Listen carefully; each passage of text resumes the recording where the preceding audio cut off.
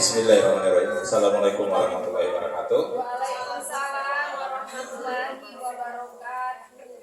Puji dan syukur kita panjatkan kehadiran Allah Subhanahu wa taala karena sampai hari ini kita masih diberikan kesempatan dan kekuatan untuk bisa berkegiatan dengan baik, diberikan juga kesehatan agar kita tertarik untuk melakukan kegiatan-kegiatan kita setiap hari.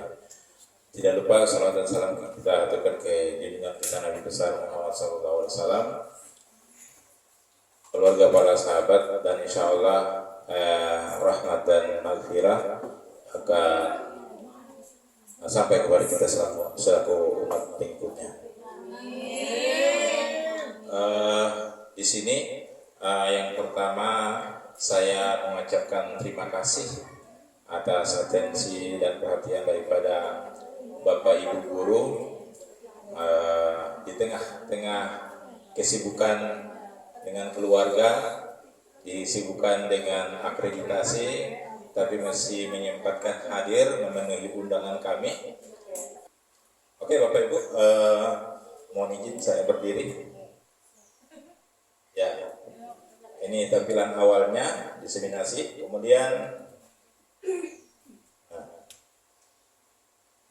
kita masuk ke disiplin positif.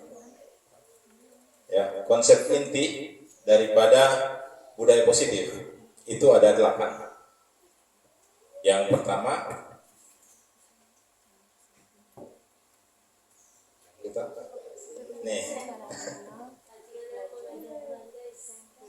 ini cuma pakaian ini ada jual di 15.000 di sebelah. Daripada bermain akan, ayo memang gaya akan. Nanti mau pinjam silakan. Oke. Nah, sebelum masuk konsep tadi, saya lihat tadi sudah mulai low. Di sini saya akan buat games. Games yang kemarin masih ingat kan? Nah, ada yang lalu yang tentang telapak tangan ada nanti sebentar, tapi itu langsung nama games itu karena kalau sok 2 kali sok ada luar, tapi ada games yang ini kalau misalnya di guru matematika kan awalnya itu agak sulit untuk menentukan atau maksudnya siswa-siswa dari SMP kemarin perkalian, ya kan? Jadi bisa kita kita buat sebuah games itu nanti banyak manfaatnya. Biasa kan games di pelajaran kan untuk manfaatnya yang pertama untuk konsentrasi, kemudian supaya suasana lebih menyenangkan. Nah, games kali ini itu ada flash pengetahuan. Anak-anak pertamanya susah perkalian bisa cepat dapat perkalian. Nah, bisa? Oke, sekarang yang pertama yang harus dilakukan adalah cari pasangan masing-masing. Oke. Cari pasangan. Oh, nanti yang Pak Ilham dengan saya, nanti saya bakal. Oke. Oh ya, Ika dengan Ika versus Ika. Oke. Jadi perhatikan. Games kali ini adalah games perkalian. Oh, ya, perkalian dasar 2 sampai 9. Oke, siap. 2 sampai 9. Caranya adalah contoh Pak Ilham, boleh berdiri Pak Ilham? Caranya. Ya, saya pilih 1 angka, Pak Ilham pilih 1 angka. Dan pada saat switch-nya langsung. Switch-nya kita tidak memperhatikan DP switch. Pokoknya switch-nya ibu jari saja. Tapi pada saat switch, angka yang saya simpan itu saya ucapkan, Pak Ilham punya angka juga diucapkan. Kemudian kita cari perkalian antara 2 angka itu. Untuk angka yang ada simpan itu yang termasuk switch. Iya. Contoh, saya simpan angka 5. Pak Ilham, begini saja. Pak Ilham, angka berapa? Contoh. Angka 3. Nah, perhatikan ya. Jadi pas switch, saya bilang 5, dia bilang 3. Jadi kurang cari perkalian. siapa yang cepat dapat dia yang menang. Nanti akan batal dia yang lain. Paham ya? Dari 2 sampai 9. Iya, maksudnya. Bye-bye guru matematika kalah ini. Bisa ya? Jadi contohnya coba ulang-ulang. Contohnya 1, 2, 3, 5, 10. Paham ya? Jadi 5 kali 2 10. Ya? Boleh? Boleh sosial? Oke, silakan berdiri. Ayo. Tunggu apa? Jujur mau jujur. Nggak boleh mau ini. Kalau memang kalah ya kalah. Gitu. Oke. Terserah sampai duluan berarti dia menang. Sampai ke belakang dia kalah.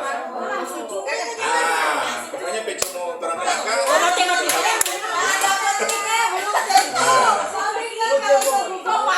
Oke.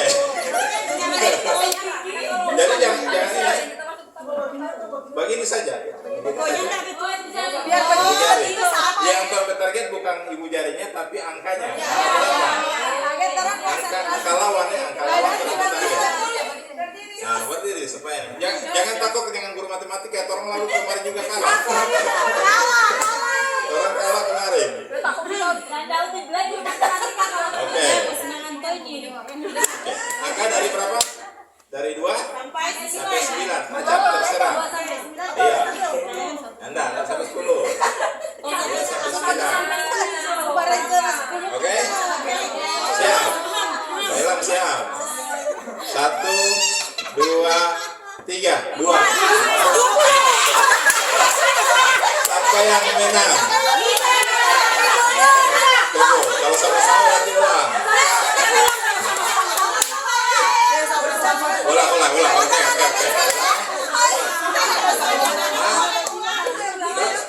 Karena abis ini masih mau batal. Ya. Yang menang dengan mana? Kalah dulu. Yang menang terakhir saya akan kasih aqua.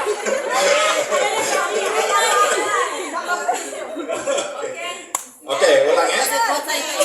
1, 2, 3, 5. Siapa yang menang? Oke, yang kalah dulu.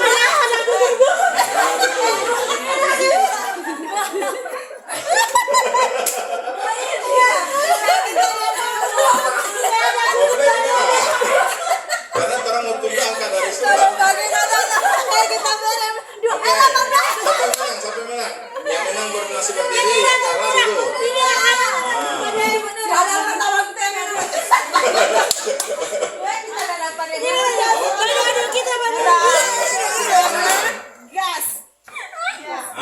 Oke, udah.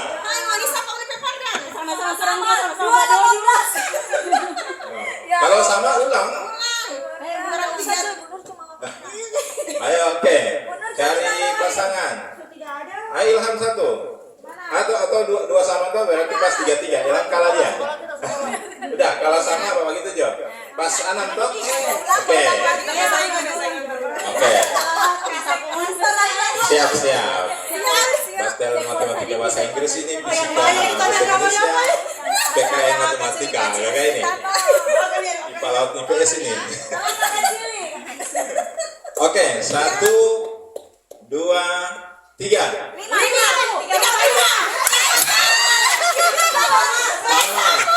Mama, oke, ulang. Oke, ulang.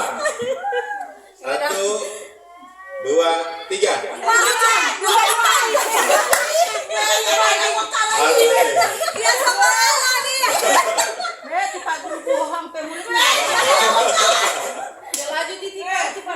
Oke, jadi sekarang Mida, Marni, Gise dengan Tika yang tersisa. Oke, lanjut.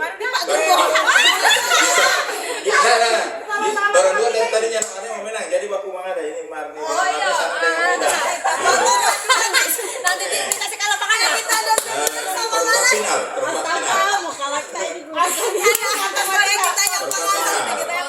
Oke, siap. 1, 2, 3.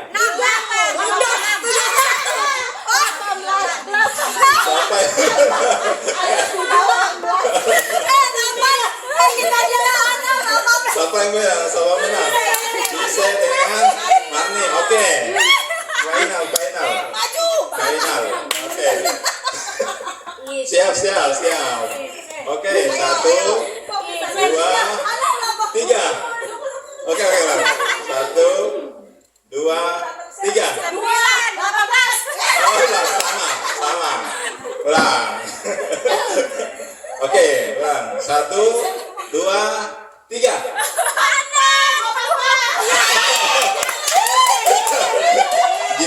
Bisa menang. Oke, berfisikan.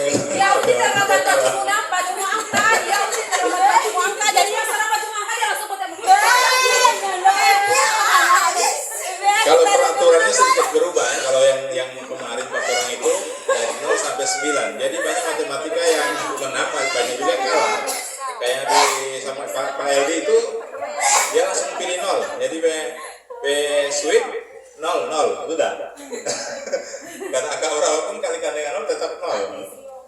Oke, jadi ini salah satu games yang bisa orang taruh di ini, dan ada satu kelas yang sudah saya pernah coba, dan minggu depan mereka minta ulang. Pak Guru mau games ulang gitu. Jadi yang orang tunggu dari awal sampai akhir itu games itu begitu. Jadi kalau misalnya mau game lagi itu sampai misalnya ada orang menang, Sudah. Tidak ada hadiah. Maksudnya itu supaya orang senang di kelas. Begitu supaya orang presentasi dan orang dapat untungnya. Orang bisa. Iya biasanya. Biasanya. Jadi orang tidak biasakan. Oke, kita lanjut dulu. Diseminasi ini tadi. Suara mengenai tidak biasa lah ini. Kalau anak-anak kan biar satu hari lari-lari, tidak masalah. Oke, sekarang kita masuk ke konsep inti dari budaya positif. Ya, konsep intinya ini ada 8. Yang pertama itu perubahan paradigma belajar, kemudian disiplin positif, kemudian ada nilai-nilai kebajikan, ada motivasi perilaku manusia, ada kebutuhan dasar manusia, ada keyakinan kelas, posisi kontrol guru dengan segitiga restitusi. Kira-kira yang lalu yang masih ingat, yang paling diingat apa yang masih diingat yang pelajaran yang lalu, yang di seminasi yang ada hadir ya tentunya di seminasi nggak ada. Bagus kalau nggak ada, berarti kita ulang lagi nih sebetulnya. Bagus sekali kalau ini. Oke, kita lanjut. Yang pertama, perubahan paradigma ini yang orang permainkan akan lalu. Jadi ada 2 orang yang saling berhadapan, yang satu batu tutup tangan dan satu berusaha untuk membuka. Kira-kira kemarin sudah dipraktekkan. Kemudian ini pertanyaan pertama, apakah ada membuka atau menutup? Yang kedua, siapa kira-kira yang memegang kendali? Yang apa? Yang Mbak ini atau yang Mbak pegang tangan? Yang pegang tangan. Itu yang memegang kendali. Apapun yang diperbuat, kalau memang orang tidak mau membuka, tidak mau buka. Itu. Kecuali orang mau suka orang membuka sendiri. Makanya itu DP nama posisi kontrol ya. Kontrol DP nama, kontrol diri. Makanya ada ilusi dari Dr. William Glasser ini. Yang pertama, guru mengontrol murid. Guru itu katanya mengontrol murid. Sebenarnya tidak. Dari permainan yang sudah kita lewati kemarin, bahwa kemungkinan orang lihat orang bandingan. Ya berarti kita orang ini bisa kontrol orang. Orang tidak bisa kontrol orang membuka orang diri supaya bisa dikontrol, istilahnya begitu. Jadi kalau macam tangan tadi, lantaran orang suka buka saja. Jadi bukan lantaran anak suruh, bukan. Lantaran orang, sehingga itu yang orang tujuan. Kalau apa-apa itu orang ambil dari sisinya orang. Kalau dari sisinya orang, itu otomatis orang akan lakukan dengan senang hati tanpa ada intervensi dari siapapun. Kemudian yang kedua, penguatan positif atau bujukan efektif dan bermanfaat. Nah, artinya orang bujukan itu, dia ini ada bujuk kemudian mulai sekolah. Bukan juga. Jadi itu ilusi sebenarnya, apa yang dinamakan ilusi. Oh, dia ini tidak jaga sekolah, cuma ternyata suka rumah. So bujuk-bujuk dia mau ulang ke sekolah. Bukan, karena dia ingin mau sekolah, begitu. Ya. Mungkin dia dapat pengarahan dari orang, cuman bukan lantaran orang, begitu. Itu ada ilusi menurut Dr. William. Kemudian berikut kritik akan membuat orang merasa bersalah, dapat membangun atau menguatkan karakter. Orang mau kasih ini, anak orang tua ini misalnya pejabat atau apa, orang maunya itu dia merasa bersalah sehingga dia itu akan berubah dengan seperti itu, padahal itu tidak, itu hanya ilusi saja. Jadi padahal pada saat orang mau membuat orang merasa bersalah itu akan ke arah negatif. Ya. Kemudian berikut, orang dewasa memilih hak untuk memaksa, ya, mempunyai hak untuk memaksa. Jadi orang dewasa harus menuruti, begitu.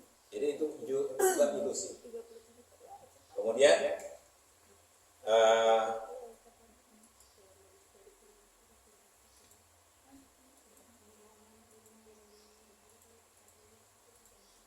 oke, kita masuk ke disiplin positif, ya. Disiplin, ya, itu berasal dari bahasa Latin yang berarti belajar. Ya, disiplin itu berarti belajar. Jadi kalau orang belajar mau dapat salah, ya namanya belajar tetap ada salahnya. Sehingga, tapi kalau macam di Indonesia, di budayanya orang, disiplin itu berarti dimaknai dengan sesuatu yang dilakukan seseorang untuk mendapatkan kepatuhan. Itu disiplin. Kita cenderung menghubungkan kata disiplin dengan ketidaknyamanan. Kenapa dipilih kata ketidaknyamanan? Artinya kalau orang yang tidak melakukan disiplin itu, ada yang mau terjadi pada orang. Itu nama tidak nyaman. Padahal disiplin dari pertama adalah belajar. Makanya orang punya dirubah jadi disiplin positif. Ya. Kata disiplin juga sering dihubungkan dengan hukuman. Disiplin itu apa? Hukuman? Bukan, ya. Padahal disiplin itu sungguh berbeda, ya. Apalagi kalau soal disiplin positif, malah hukuman itu tidak ada. Ya. Jadi hukuman itu ada, tapi nanti terakhir, nanti memang sudah bisa sama sekali, baru boleh mau adakan hukuman. Itu pun ada sebentar itu akan bahas hukuman atau konsekuensi. Ya. Jadi itu kalau boleh paling terakhir, ataupun kalau memang tidak ada sama sekali hukuman. Ya. Berikut, disiplin diri dapat membuat seseorang menggali potensinya menuju kepada sebuah tujuan mulia atau sesuatu yang dihargai atau bermakna. Jadi kalau misalnya orang so disiplin diri, itu orang tujuan itu bukan karena ada orang kasih, bukan, atau apa yang mau terjadi pada orang kalau orang tidak ikut. Gitu. Tapi disiplin diri itu orang punya tujuan, tujuan sendiri. Kita ini harus mau belajar, kuliah atau mau belajar karena misalnya mau dapat ijazah, itu masih bukan disiplin diri. Atau kalau misalnya kita orang tua kasihan so ini, nah itu juga pengaruh, tapi itu bukan disiplin diri. Tapi kalau disiplin diri, kita ini harus kuliah supaya kita cepat kelar. Jadi orang itu akan punya kemampuan, ya, yang akan orang gunakan dan itu bisa berguna bagi orang lain. Misalnya itu orang cita-cita, maka itu sebagai bentuk disiplin diri. Jadi apapun misalnya yang terjadi, kita akan tetap dalam jalur itu dan tidak akan belok ke sana kemari, seperti itu. Tetap dalam jalur yang terang impikan itu. Kalau misalnya mau kuliah, ya mau banyak mau bermain, ya mau banyak mau menyusahkan orang tua misalnya, atau cuma kasih banyak jalan-jalan. Orang tetap walaupun ada, tapi orang tetap tahu tujuan itu kemana. Itu misalnya. Berikut, tujuan kita sebagai pendidik adalah menciptakan anak-anak yang mempunyai disiplin itu, disiplin diri. Bukan karena takut orang mau hukum, bukan karena ada imbalan, tapi memang orang tahu. Ya. Contoh kasus misalnya ada salah satu siswa yang sampai sekarang saya ingat, itu pernah saya pakai komputer itu ada simpankan ujian dorong ke kelas, ujian semester. Pada saat dia coba ada suruh ketik, karena orang masih belajar ketik baru, suruh ketik undang-undang. Nah, kemudian pedorang buka, ternyata yang muncul dulu adalah soal. Jadi dia langsung teriak. Modelnya juga Pak Guru saya anggap lucu sih. So tutup mata bagian ke Pak Guru soal. Soal apa tuh ya? Oh iya, kasih ini. Katanya kalau misalnya dorang mau, dorang bisa lihat, kan saya tidak tahu juga dan itu bukan. Ya. Dia mengingat masa lalu. Tapi istilahnya kan kalau orang depan anak begini kan bagus, ya kan? Itu orang cita-cita, ya. Anak-anak yang mempunyai disiplin diri, ya. Berikut, disiplin diri itu karena apa? Karena ada nilai-nilai kebajikan universal yang orang akan raih, ya. Nilai-nilai kebajikan universal. Yang mana itu nilai-nilai kebajikan universal? Yang pertama, nilai-nilai kebajikan yang disepakati bersama lepas dari suku bangsa, agama, bahasa maupun latar belakang. Jadi mau latar belakang apapun, mau nih agama apapun, mau nih kalau misalnya di kelas ini orang bikin suatu peraturan yang semua terlepas dari itu, semua bisa, begitu. Contoh misalnya menjaga kebersihan, ya kan? Menjaga kebersihan kan terlepas dari itu semua. Semua agama pasti memerintah untuk ini kebersihan, begitu. Nah, orang nggak bisa mau kasih ini semua misalnya di orang ini harus baca Quran semua. Nah, karena ada yang non Muslim, begitu. Jadi itu lepas dari yang di situ. Jadi itu nilai-nilai kebajikan yang dimaksud. Jadi lepas dari itu semua. Berikut nilai-nilai kebajikan itu apa? Nilai-nilai yang merupakan payung besar dari sikap perilaku kita. Nanti sebentar orang mau dapat tahu itu payung besar itu maksudnya apa? Berarti yang di atas. Atau nilai-nilai yang merupakan fondasi yang untuk berperilaku. Berikut. Nah, yang negosiasi itu mengungkapkan bahwa dengan mengaitkan nilai-nilai kebajikan, ya, apa yang telah bertuju ini dengan yang diyakini seseorang, maka motivasi intrinsik. Nah, ini sudah hal baru lagi, motivasi intrinsik itu akan terbangun sehingga menggerakkan motivasi dari dalam dan dapat mencapai tujuan mulia yang dicita-citakan. Nah, salah satu nilai kebajikan yang kita tahu bersama, yang ingin negara inginkan supaya bisa dicapai oleh seluruh siswa, ya, salah satunya ini profil pelajar Pancasila, ya. Ada masih ingat ini? Ada 6. Yang pertama, beriman dan bertakwa kepada Tuhan Yang Maha Esa. Nah, jadi diharapkan siswa itu bisa punya kebiasaan dalam peribadatan, ya, kepada Tuhan dan berakhlak mulia, punya hubungan dengan sesama, entah dengan manusia ataupun lingkungan. Nah, siswa juga diharapkan untuk bisa berkebinekaan global. Artinya walaupun dia di mana, itu dia tetap satu dengan Indonesia, seperti itu. Jadi dia punya rasa kebinekaan yang punya, kan kalau Indonesia kan berbeda-beda, tapi kebinekannya luas, global, bahkan sampai di luar negeri misalnya, ya. Jadi orang Indonesia dari suku apa itu tetap mau dibawa terus.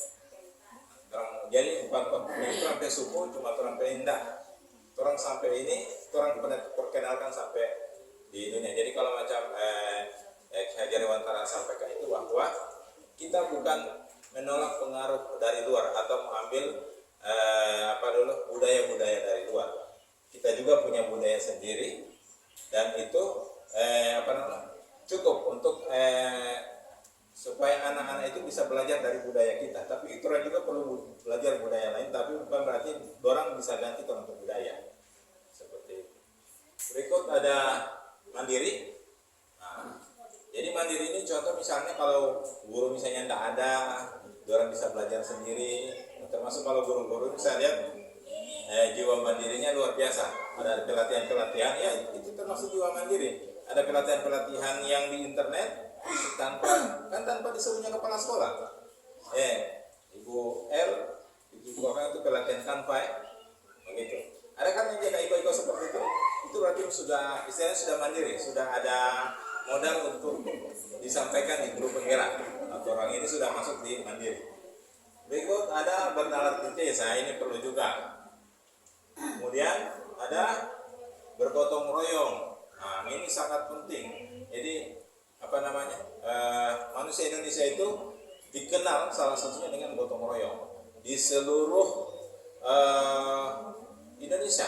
Mau suku apapun dia tetap ada namanya gotong royong. Kalau di sini apa? Mapalus orang ya, Minahasa. Kalau di Mongondo apa? Nah, gotong royong. Apa kira-kira? Adu duluan. Duluan, membagutan, itu.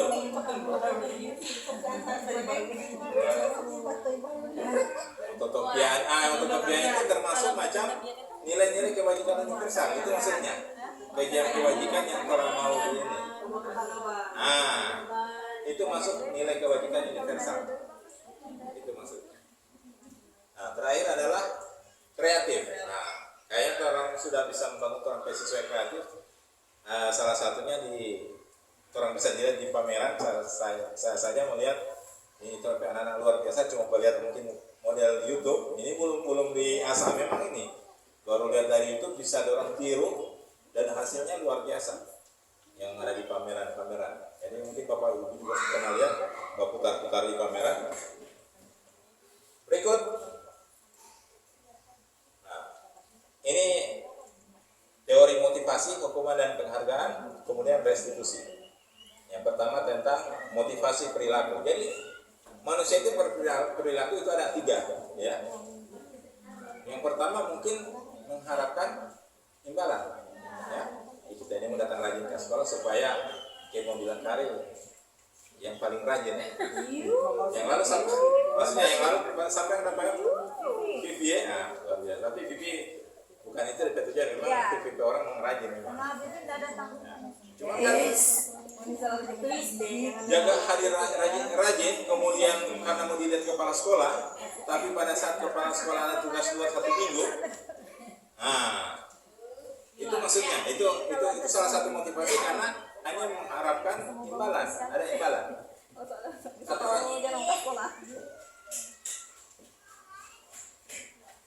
Ya, eksternal, ada. Jadi untuk itu yang sekarang tadi yang pertama untuk menghindari ketidaknyamanan atau hukuman. Itu yang pertama. Itu yang pertama. Untuk menghindari ketidaknyamanan. Kalau orangnya hadir pagi apa? Mau dapat potong orang gaji atau mau dapat lapor di ini supaya mau dapat potong berapa persen THR punya. Jadi mau datang rajin. Tapi pada saat tidak ada itu aturan itu, senyana menjadi rajin. Begitu. Jadi itu DP ini. Dan itu motivasinya dari luar, eksternal. Ada tadi kan internal, eksternal. Ada juga yang saya katakan tadi yang eksternal tuh untuk mendapatkan imbalan atau penghargaan dari orang lain.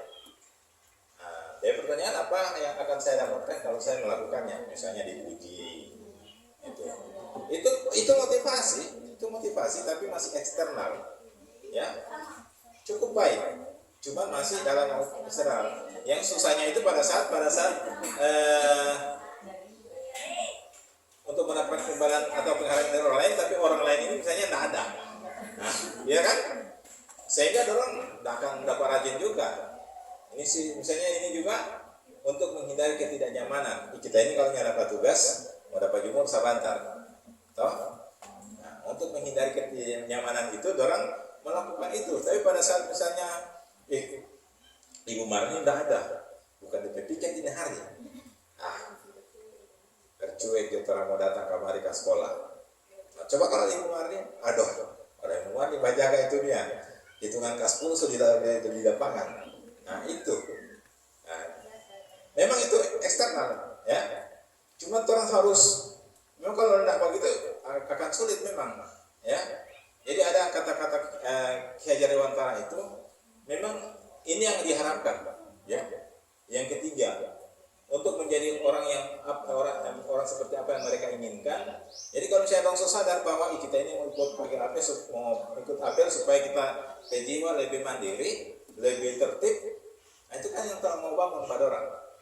Nah, cuma memang Hajar katakan bahwa kalau memang itu belum bisa terbangun, orang memerlukan orang lain untuk mau kasih bangun itu.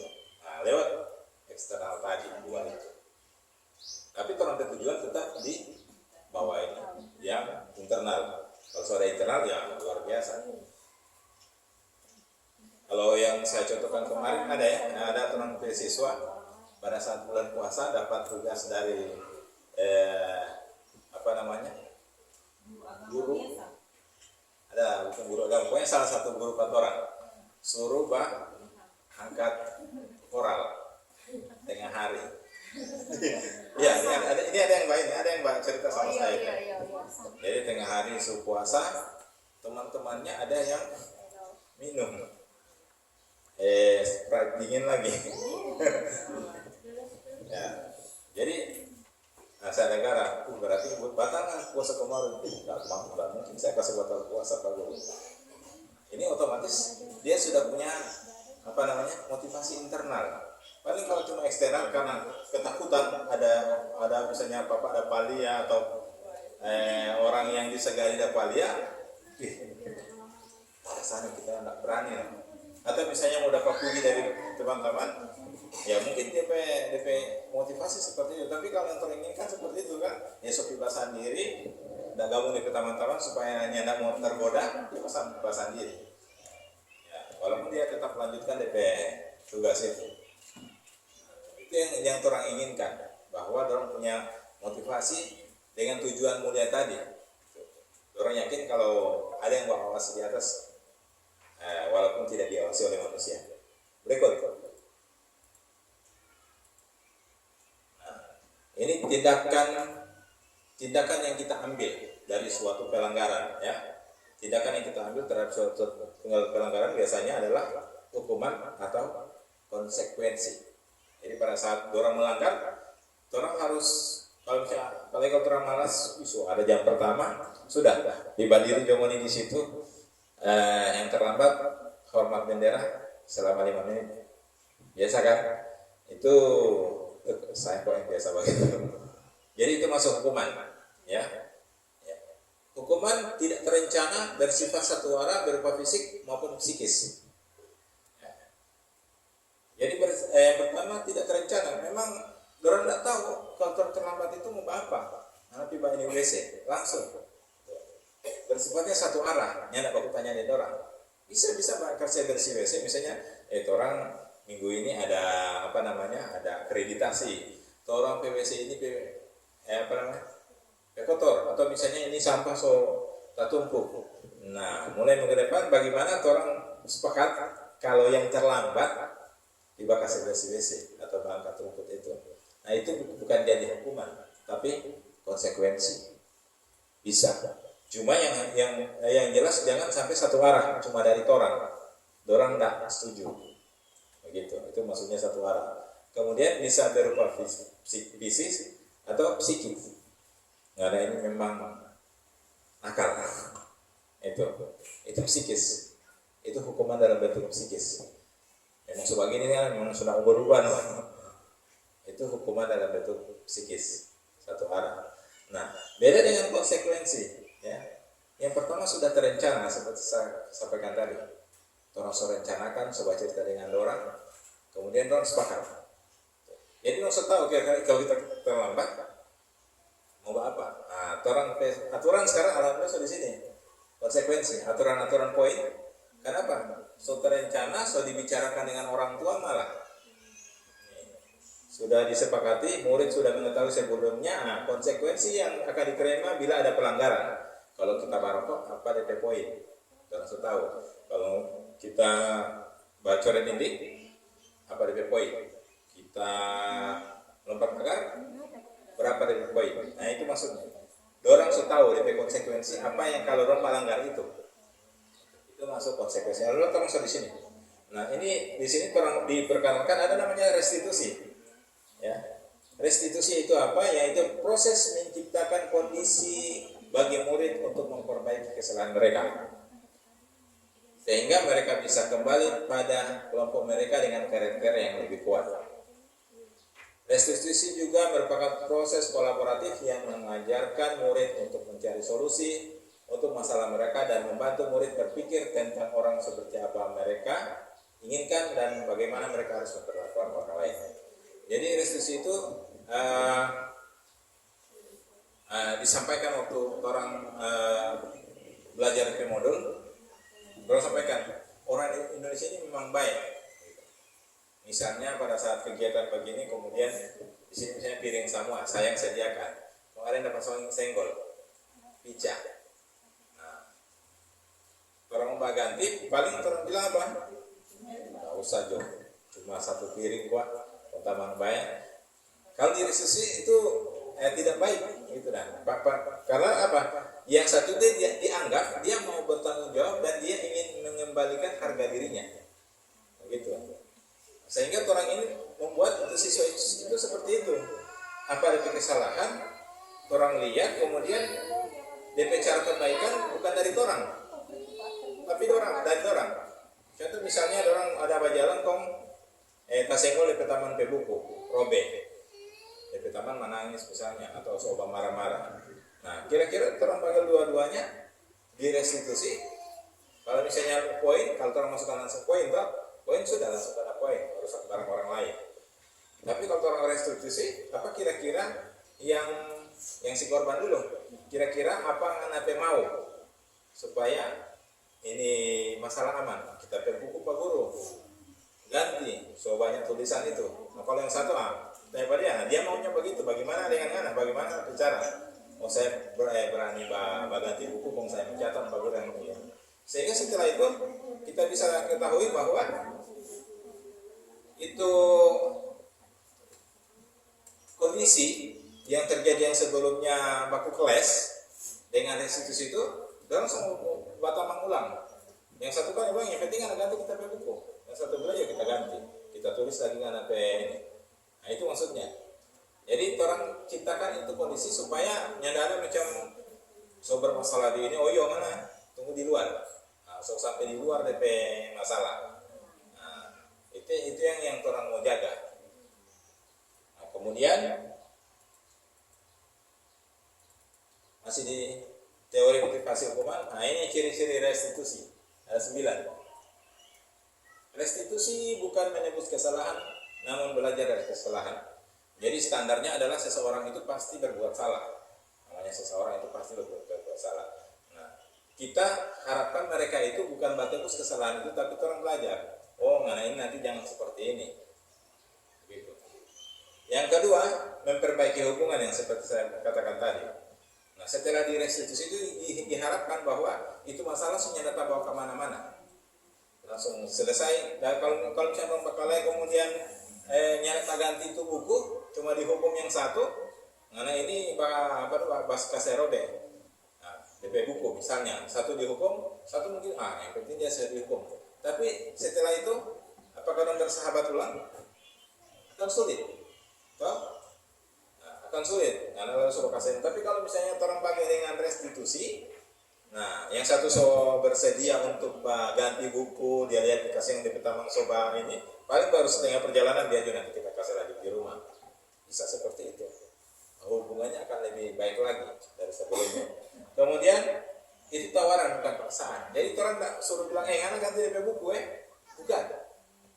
Jadi tawaran, ngana DP buku so kira-kira apa yang ngana mau dari dia sehingga ini masalah selesai. Oh kita maunya Pak Guru DP buku dengan catatan mau ulang kembali seperti semula. Tawaran. Nah, sekarang ulang balik dia bilang begitu, kira-kira jangan bilang ngana langsung pegang, enggak. Atau ngana langsung minta maaf, bukan. Tawarkan pada dia, kira-kira apa yang ngana mau pegang supaya itu mau selesai.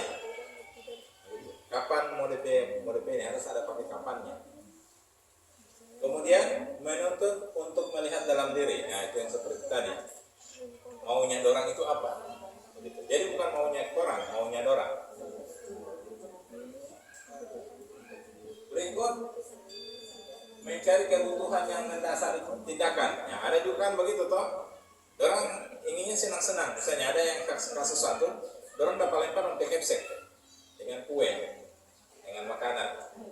Iya, kamu baku lempar orang kasih kasus itu sama orang, tapi dia pakai kepsek. Sehingga orang cari dulu. Jadi orang mau sampaikan bahwa yang kalian lakukan itu tidak salah sebenarnya. Kan mau senang-senang toh, itu tidak salah. Itu ada di kebutuhan dasar. Langsung ada di kebutuhan dasar, tidak masalah. Cuman yang masalahnya adalah merugikan orang lain. Itu lebih masalah. Sehingga apa mau tanya pada orang, apa yang mau baking sehingga ini mau kembali semula. Nah, dari orang kira-kira kalau minta bantuan Pak orang boleh sampaikan, tapi kalau ada daripada orang, biasanya orang cepat mengerti itu. Kita pergi Pak, kepsek Pak mau minta mau bilang orang cuma ada bermain, gitu. Ya, berikut cara yang paling baik untuk memperbaiki diri. Nah, dengan yang contoh-contoh kasus tadi, orang paling pasti sudah tahu bahwa itu adalah cara yang paling baik daripada yang satu mau hukum, satu kasih biar, ya kan? Atau satu langsung backing akan poin. Nah kalau bikin poin, macam kemarin kan ada yang seperti yang dikasih kalau terakhir itu, lantaran coba pukul ke teman, bukan DP orang, dia bilang apa? Tetap kita mencari pada dia. Itu yang orang anda inginkan. Orang maunya itu sudah selesai pada saat dia restitusi. Kemudian fokus pada karakter bukan tindakannya. Ya. DP karakter yang lokasi muncul itu apa? Bukan orang minta maaf bukan cuma tindakan itu, tapi karakternya itu ini salah, ya jujur, begitu. Karena kalau kebanyakan itu yang anak-anak itu coba orang tanya, yang aneh mah coret-coret ini, orang langsung bilang apa? Ibu kan bu. Jadi orang sulit mengubah ini kalau misalnya ada yang tak curut itu, saya ingat pernah itu nanti ada bukti atau saksi. Orang tidak pernah jujur Pak orang, kenapa? Menjaga ketidaknyamanan. Itu yang akan terjadi pada orang. Kalau misalnya dorang itu kan yang terjadi toh. Ingat kemarin Pak Guru lihat ada baroko di sana, termasuk di acara Rafil kemarin Pak. Ibu bilang, anak baroko di kelas kan? Ingat Bu? Nanti kasih saya foto. Oh iya. Cuman kalau orang tahu pasana kalau tidak ada hukuman, orang pasti akan bajuin saja dulu. Orang cari itu solusi. Itu maksudnya. Jadi orang karena orang tidak jujur, karena apa? Orang khawatir yang ketidaknyamanan tadi. Berikut fokus pada solusi. Jadi orang yang fokus apa yang dibikin makasih banyak itu masalah. Dan terakhir mengembalikan siswa yang berbuat salah pada kelompoknya. Jadi pada saat dia bersalah, dia bertanggung jawab, otomatis dia sudah malu-malu lagi mau baku gabung dengan teman-teman. Oke, lanjut.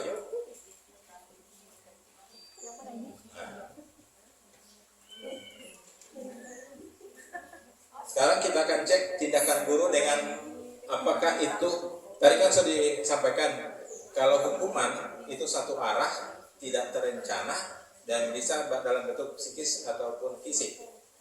Kalau konsekuensi itu sudah terencana, sudah diketahui apa yang orang mau bikin kalau melanggar. Nah, sekarang ada beberapa masalah yang orang mau tentukan dia apakah hukuman atau konsekuensi. Baik. Mencatat 100 kali di dalam buku kalimat saya tidak akan terlambat lagi karena terlambat ke sekolah. Nah, apakah hukuman atau konsekuensi? Nah,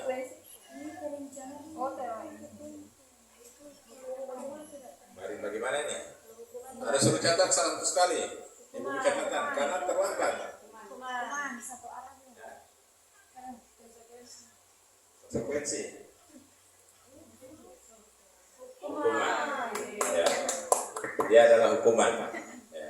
Masih banyak yang orang mau ini dengan keterlambatan, maksudnya DP ini tidak connect, ya, tidak connect. Karena batu tumpah air, dan suruh berdiri hadap bendera, tidak connect. Yang connect itu adalah karena batu tumpah air, asal versi itu connect. Ya, berikut. Lari mengelilingi lapangan basket 2 kali karena terlambat hadir di sekolah. Hukuman? Oke, hukuman. Saya mulai tahu. Berikut, memberikan coretan yang dibuatnya di meja tulis. Membersihkan. Konsekuensi. Ya, konsekuensi. Berikut. Murid diminta untuk push up 15 kali karena tidak menggunakan masker ke sekolah. Hukuman. Ya, hukuman. Berikut. Menggantikan kertas tugas teman yang telah dicoret-coret. Konsekuensi. Terus mulai benar terus ini. Berjemur di lapangan basket pukul 12 karena mengobrol dengan teman. Nah, antara belajar, udah Pak, yang baca cerita itu, coba cerita di lapangan basket. Tuh, hukuman. Berikut, murid diminta bertelanjang kaki sepanjang hari karena tidak menggunakan sepatu hitam sesuai peraturan sekolah. Nah, siapa yang jawab bete? Hukuman. Kalau itu kan berarti konsekuensi. Kan suruh habis sepatu. Berdiri di depan kelas sambil mengangkat kaki satu karena tidak menjawab pertanyaan. Oke, hukuman. Membersihkan tumpahan air di meja tulis karena tersenggol saat belajar. Konsekuensi. Kehilangan 10 menit jam istirahat untuk mengerjakan tugas karena terlambat datang dan tertinggal selama 10 menit. Masuk konsekuensi. Duduk di bangku di pinggir lapangan pada jam istirahat, tidak diizinkan bermain oleh guru piket karena mencederai teman saat bermain di lapangan. Konsekuensi. Disuruh duduk karena dia baca dari di taman, makanya khawatir dia ada di lapangan, suruh duduk. Jadi kalau mau suka di lapangan berarti jangan coba kasar-kasar sama teman-teman gitu. Konsekuensi itu. Jadi dia harus tahu kalau kasar di lapangan mau di pinggir lapangan itu apa? Terlambat hadir pembelajaran daring 15 menit dan diminta tinggal 15 menit sesudah kelas usai untuk membahas ketertinggalan. Ya. Konsekuensi. Berikut. Lari mengelilingi lapangan basket 2 kali karena terlambat 10 menit di pelajaran olahraga. Pak, hubungan atau konsekuensi. Ya, konsekuensi berkaitan dengan DP. Berarti kalau di matematika boleh yang suruh hafal 1 kali 100 sampai 100. Boleh. Belum hafal habis dia. Berikut, membersihkan WC sekolah karena mematahkan pensil kawannya. Oke, hukuman. Ya, jadi kamu bisa tahu ya kira-kira perbedaan hukuman dengan konsekuensi. Dan Allah tanpa sekolah sudah masuk ke konsekuensi. Karena apa? Apapun yang orang lakukan di sekolah itu sudah ada poin. Nah, insya Allah saya dengan Kepsek rencananya ke depan bukan menghilangkan peraturan, tapi bagaimana peraturan itu akan lebih ditingkatkan ke tingkat restitusi, dan ini dimohonkan kepada guru semua juga untuk bisa melakukannya. Artinya bagaimana? Contoh itu yang kemarin ya, yang ada kasih pica itu tempat cuci tangan, ya.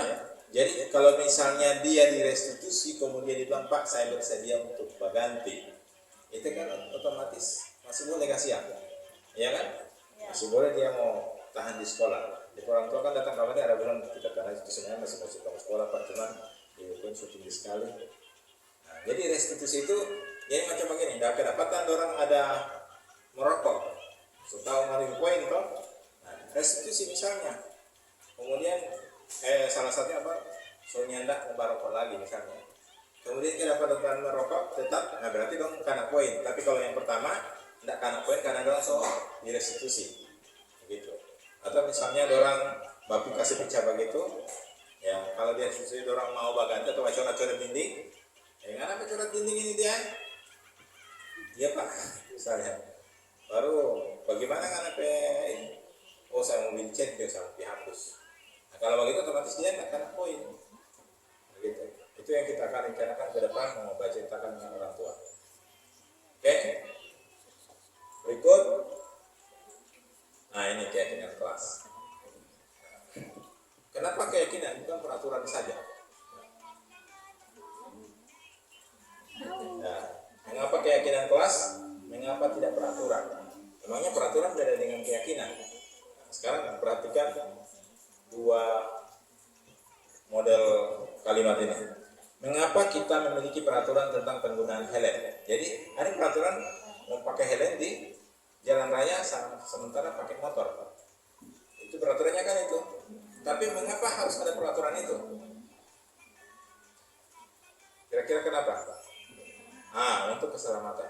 Itu maksudnya keyakinan. Kalau orang yakin bahwa helm ini bakal selamat buat orang kalau cilaka, walaupun tidak ada polisi, orang tidak pakai helm. Itu maksudnya. Jadi keyakinan itu yang orang bangun. Berikut yang kedua, mengapa kita memiliki peraturan tentang penggunaan masker dan mencuci tangan setiap saat? Mungkin waktu pandemi. Nah, untuk kebersihan, untuk keselamatan. Nah, kalau orang yakini itu, orang tidak perlu lagi pakai masker, ya kan? Itu maksudnya. Itu bedanya keyakinan dengan peraturan. Nah, keyakinan itu untuk mendukung motivasi intrinsik. Jadi motivasi untuk keselamatan itu perlu ditulis. Ya. Kenapa keyakinan itu harus ditulis? Walaupun macam-macam orang toh tahu itu dan, tapi kalau nggak tak tulis, akan sulit artinya orang untuk menguatkan. Nah di sini kata-kata diambil adalah mendukung. Ya motivasinya itu karena nilai keyakinan lebih menggerakkan seseorang daripada mengikuti serangkaian peraturan. Nah itu kan. Jadi kalau dia yakin, ini disampaikan bahwa karena kalau keyakinan seseorang itu lebih menggerakkan, lebih baik daripada cuma ikut peraturan. Ada orang baik ikut peraturan karena dari peraturan bapak pakai helm. Nanti ada polisi dia pakai helm. Atau nanti di kota besar kalau dia ini enggak pakai. Kemudian, tapi kalau misalnya kalau dia yakin, itu akan dipakai. Walaupun tidak ada polisi yang menjaga. Begitu. Nah, langkah-langkah. Nah ini yang kemarin tak ada. Kemarin ada banyak guru yang bertanya, baru bagaimana itu bikin keyakinan kelas? Caranya. Nah, DP cara saya sudah sediakan post-it di depan masing-masing. Orang mau tes ya secara singkat saja. Ada post-it toh? Yang warna kuning di atas meja? Ada. Nah, ini saya sediakan pulpen. Nah, silakan isi, misalnya begini. Ini kan misalnya satu kelas. Orang mau buat peraturan kelas. Silakan isi minimal 3, minimal 2 peraturan saja. Ini tuh apa Ben?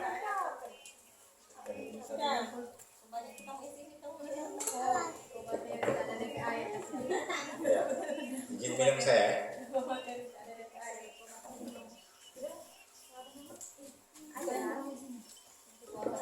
Isi di situ peraturan, kira-kira peraturan yang di kelas yang orang suka mau taruh. Di kelas itu harus apa atau dilarang apa? Nah, ya kalau boleh enggak boleh sama. Makanya cuma bikin 1 atau 2 aja.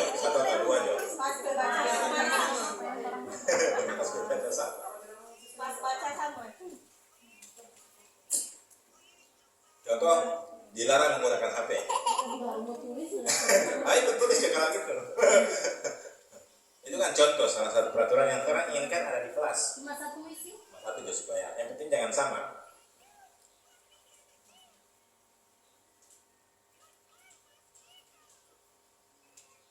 Satu job. Sudah. Dulu atau baru?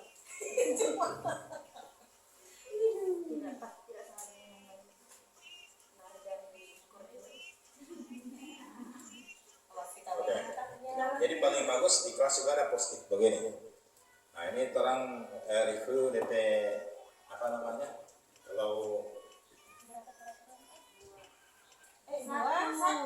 satu minimal 1. Jadi boleh 2.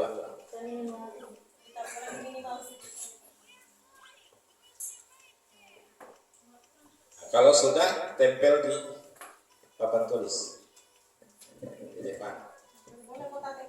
Boleh, ada yang di situ yang sebelah yang pakai tutup. Rasa kita punya pas ada tante balik. Kalau tak balik ulang, tulis di sebelahnya. Mari. Nah, boleh kan mau balik ulang.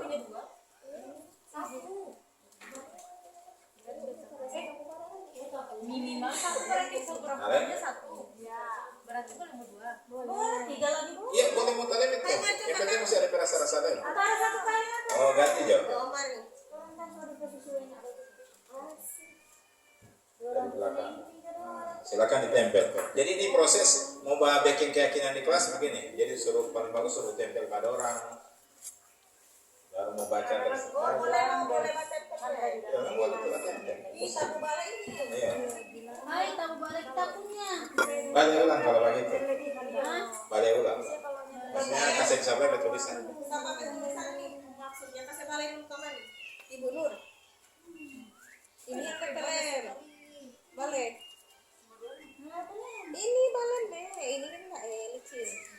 Nanti kalau dibuat kelompok bisa bikin kelompok ini, kelompok 1, kelompok 2, kelompok 3, kelompok 4, baru bikin 10 peraturan boleh begitu. Nanti akan ada yang sama pasti kan? Saya punya wajib makan sebelum ini. Hai, terserah kita. Kebalikan dari kita punya dilarang makan saat KBM. Apa jam? Oh begitu ya. Kalau KBM saya tulis dasarnya kami tidak tulis itu untuk baca dalam kelas. Sampai ini dilarang keluar kelas ini sebelum jam mata pelajaran selesai kecuali ini. Berarti selama ini tertib dalam kelas. Kita punya dilarang minta izin dari anak-anak bukan minta izin. kita punya pasti Lumayan ada badiri. Hai, ternyata yang kita ingatkan Sama-sama punya ini yang aku kerjakan adalah tidak sama. Saya punya ini. Ya, jadi ini proses membuat keyakinan di kelas ini seperti ini. Jadi pertama peraturan yang terang. Jadi peraturannya dari dorang, bukan dari torang. Nah itu pertama yang terang inginkan. Peraturannya dari dorang. Ada yang mau titip?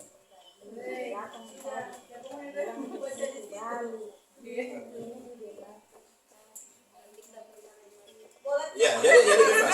di kelas bebas misalnya ada sekitar 20 orang bikin satu kelompok 5, setiap kelompok bikin 10 peraturan misalnya. Nah itu akan dapat banyak sekali ini referensi kan. Iya, begini, memang begini cara robeknya. Saya cuma DP kondisi minimal yang terangkat di sini. Bagaimana sudah dalam pembelajaran masih boleh membaca aturan? Nah, memang belum belajar kalau mau bikin keyakinan kelas. Iya, dari awal tuh. Sudah pelajaran baru. Iya.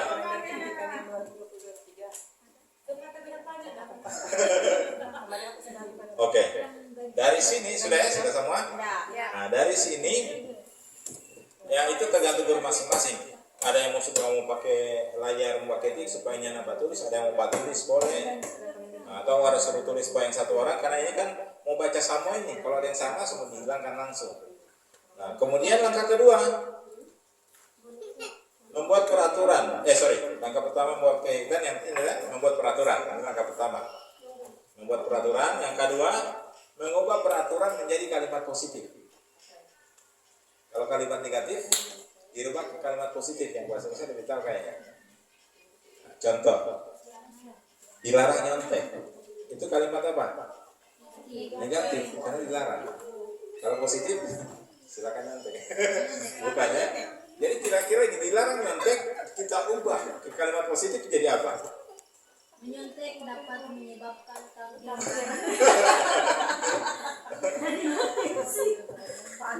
Kira-kira apa? Percaya dengan kemampuan sendiri. Yakinlah pada kemampuan Anda sendiri. Percaya diri sendiri. Percaya Dari diri. sendiri. Bersikap jujur saat ujian. Itu baru tepat. Itu DP kalimat apa namanya positif. Yang kedua, jadi orang so tulis sama tuh dilarang nyontek apa segala macam, so tulis sama. Abang orang ubah ke kalimat positif. Nah, dilarang nyontek itu jadi apa? Kalau memang sudah positif sudah itu ya.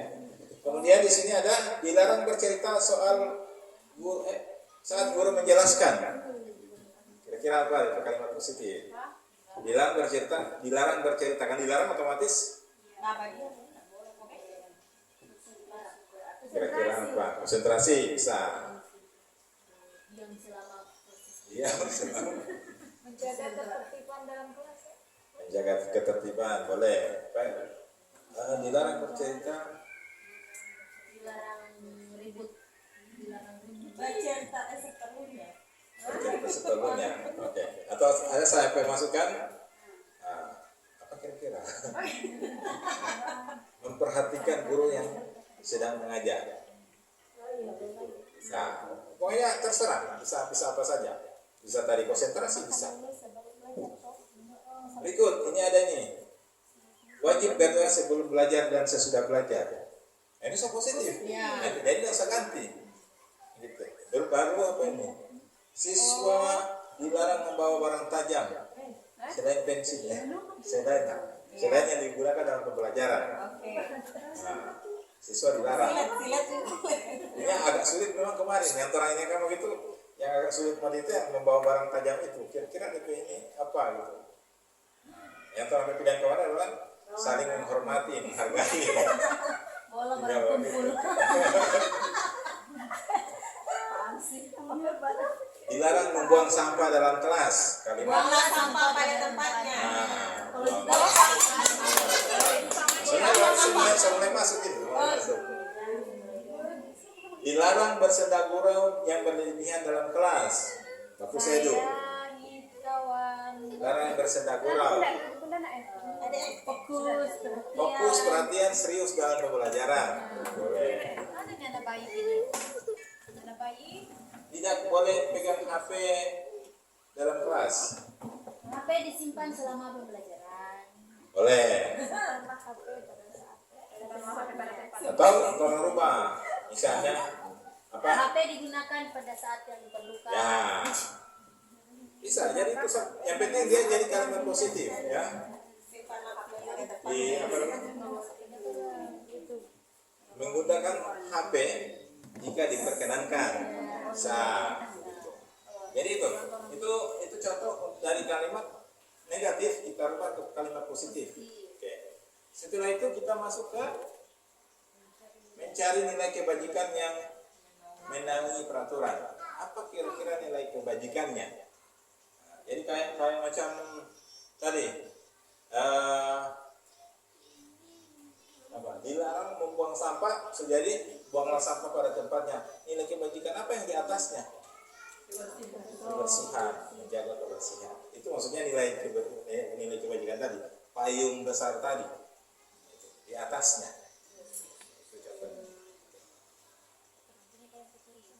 Nah, ini ada pendalaman keyakinan melalui tabel T, tabel Y. Ada contoh di sini. Ada tabel T dengan tabel Y. Tabel T itu tampak seperti apa? Jadi misalnya yang menjaga kebersihan itu tampaknya seperti apa? Buang sampah pada tempatnya. Dapalia ada. Tampak itu adalah dapalia. Yang tidak tampak maksudnya yang tidak boleh dapalia itu apa? Sambaran buang sampah. Kemudian kemudian terakhir adalah pendalaman keyakinan melalui peran guru dan murid. Orang perlu list peran guru itu seperti apa, peran murid seperti apa. Nah, di sini sebenarnya ada contoh, tapi mudah-mudahan bisa dapat ya. Ini tabel T.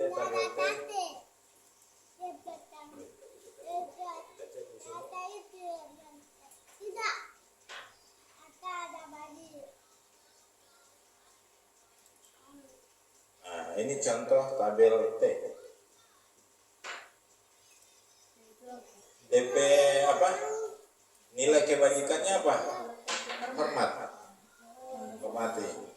Yang pertama tampak seperti apa? Kalau menghormati itu berarti dia datang tepat waktu. Kemudian DP menyapa teman dan guru setiap hari. Oh berarti dia ini yang tampak itu, yang ciri-ciri hormat itu seperti itu. Kemudian yang ketiga mengembalikan barang teman setelah dipinjam dan mengucapkan terima kasih dan seterusnya. Itu kalau tampak seperti ini namanya tabel T. Ada dua kemudian turun ke bawah. Kemudian yang tidak tampak otomatis DP kebalikan dari itu. Yang pertama kalau di situ datang tepat waktu, di sini sering nyari hadir terlambat. DP versusnya, DP lawannya. Itu kalau untuk tabel T. Kalau tabel Y ini terlihat, terdengar, berperilaku. Nanti itu di backing.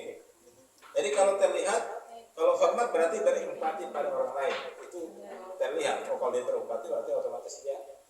Kemudian ini terdengarnya, kira-kira kata-kata terdengar orang hormat itu apa? Yuk saya bantu, atau yang saling membantu itu saya bantu, terima, kasih, tolong atau permisi. Itu terdengar, kata-kata yang terdengar biasa dari orang itu. Kemudian perilakunya apa? Yang pertama tersenyum ramah, memberikan salam hangat, gitu. Itu perilaku yang orang bisa lihat. Ini perilaku yang orang bisa lihat, ini yang terlihat. Oke. Kemudian ada yang tadi yang terakhir, yang tugas-tugas guru. Tugas guru yang pertama, orang rinci, guru itu mengajar, ya, mendidik, menjawab pertanyaan. Tugas murid itu bukan berarti orang nggak tahu, itu cuma untuk pendalaman keyakinan supaya orang tahu itu keyakinan itu seperti apa. Oke, lanjut. Tinggal berapa slide? Nah, ini contoh. Oh, ini yang tidak lupa saya ini. Ini peraturannya, yang sebelahnya ini keyakinan kelas. DP peraturan yang pertama, kembalikan barang ke tempatnya. Kira-kira DP keyakinan, DP apa namanya? Nilai kebajikannya apa? Payung besarnya apa? Kembalikan barang ke tempatnya. Apa di sini? Tanggung jawab. Benar. Yang kedua, dilarang mengganggu orang lain.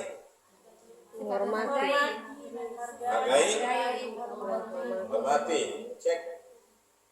Hormati orang lain. Itu maksudnya peraturan, kemudian orang rubah ke nilai kewajiban. Yang ketiga, hadir 15 menit. Disiplin. Komitmen. Komitmen. Jadi kayak disiplin kayaknya masih di bawah deh.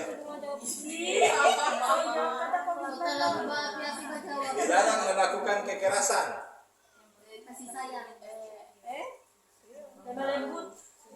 Menghargai. Kasih sayang. Menghargai. Menghormati orang lain. Oke. Berikut, dilarang menggunakan narkoba. Kesehatan,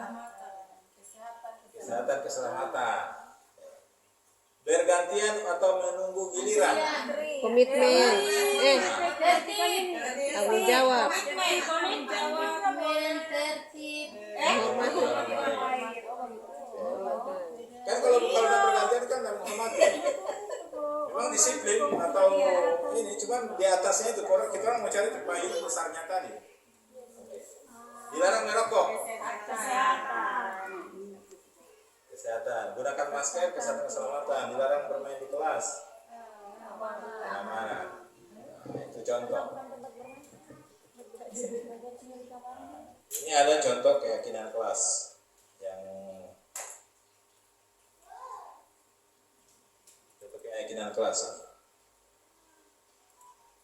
yang setiap anggota kelas perlu belajar, berarti belajar, senang, melakukan tugas, saling menghargai. Ini yang biasa disebutnya ini. Bersikap positif, menjadi diri terbaik. Nah, ini contoh-contoh keyakinan kelas. Setelah dapat yang tadi. Oke, lanjut.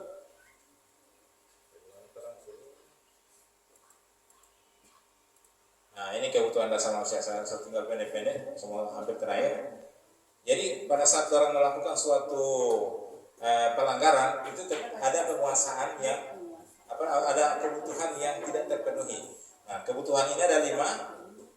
Otomatis yang pertama, setiap manusia pasti ada kebutuhan bertahan hidup. Nah, kemudian biasa yang orang akan ketemukan di sekolah itu yang di AMPA ini, penguasaan. Kalau DP penguasaan, orang sudah bagus, orang pasti akan jadi manusia terbaik. Jadi kalau misalnya salah satunya adalah orang puji orang. Misalnya dia baru pertama kali mengantar makalah biologi, jangan ngerti makalah ini. Dia tak pancing dengan itu, dia akan rajin belajar pasti. Jadi, selama ini kita tidak dipuji oleh guru, nanti Ibu El ada puji. Nah, iya itu, makanya penguasaan. Dia menganggap bahwa guru ini akui dia, seperti itu. Nah, makanya itu keterampilan penguasaan. Ada yang kasih sayang, perhatian. Ada juga yang memang butuh perhatian. Ada juga yang kesenangan, ya. Orang butuh kesenangan, makanya setiap ini bikin games supaya orang itu bagus kalau dengan itu belajar ada DP games. Ada juga butuh kebebasan. Jadi yang bikin tugas, misalnya bikin tugas, ini bikin sama di Google Chrome misalnya. Oh ada yang Anda tahu.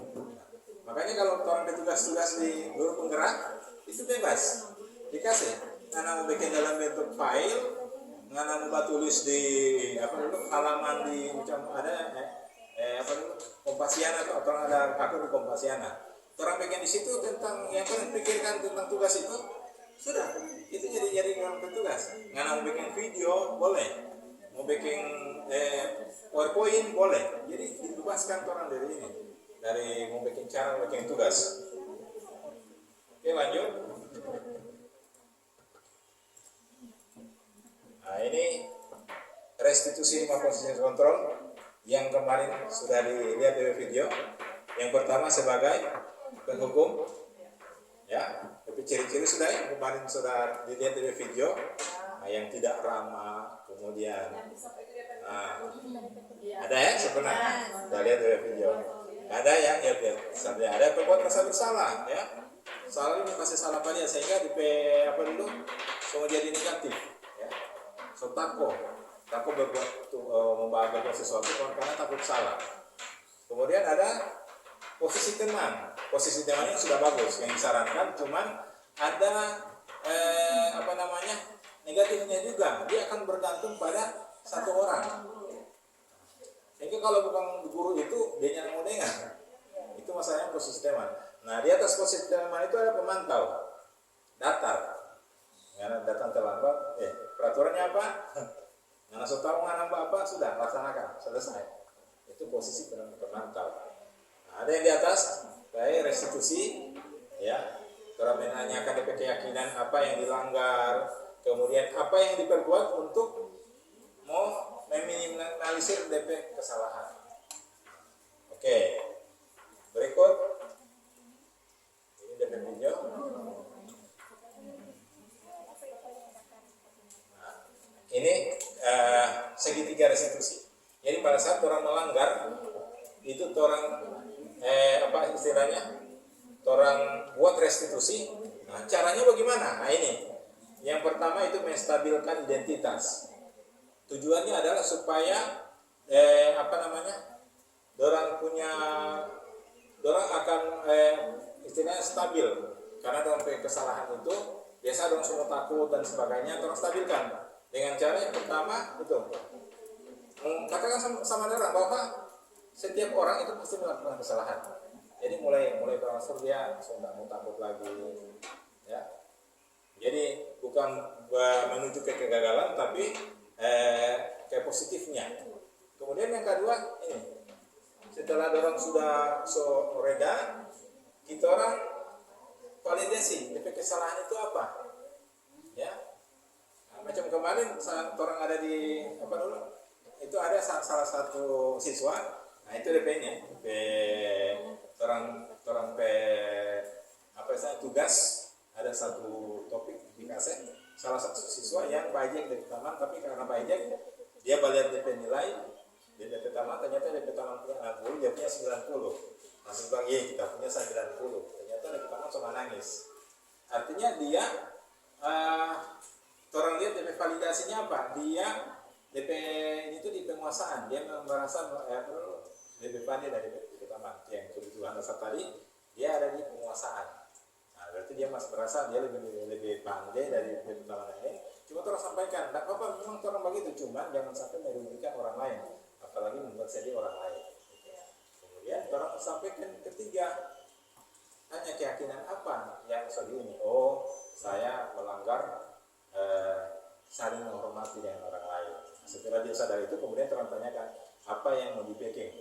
Ya, jadi jangan langsung bilang, anak harus minta maaf, enggak. Apa yang anak mau backing?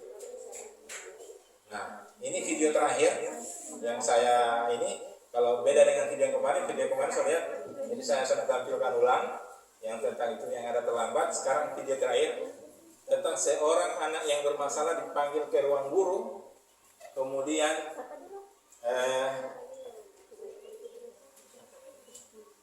dilakukan proses restitusi. Nah, ini anak ada bakalai di kelas, tapi bukan sampai baku pukul.